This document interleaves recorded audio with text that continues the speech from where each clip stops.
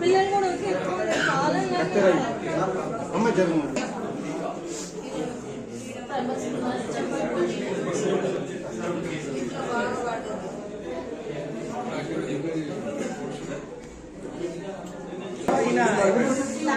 తిని కొడుతున్నాయి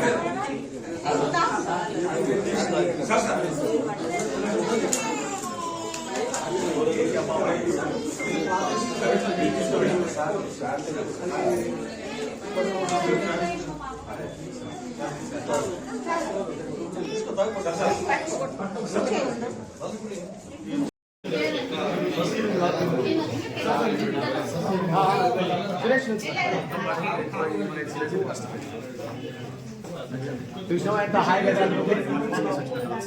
మంచిగా ధైర్యం ఉండేది.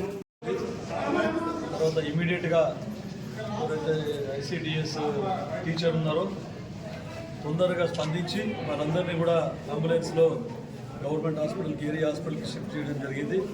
తర్వాత ఇక్కడ డాక్టర్లు కూడా వెంటనే స్పందించి వారందరికీ కూడా తగిన విధంగా ట్రీట్మెంట్ ఇవ్వడం జరిగింది. ఎవరు కూడా సీరియస్ లేరు, నథింగ్ టు వరీ. కాకపోతే 5 మందికి కూడా వాళ్ళకి మైనర్ ఇంజురీస్ ఉన్నాయి. వాళ్ళందరికీ కూడా తగిన విధంగా ట్రీట్మెంట్ ఇవ్వడం జరుగుతుంది. తర్వాత సిడిపిఓ గారికి కూడా వారికి ఎంక్వైరీ చేసాము ఆ బిల్డింగ్ గురించి.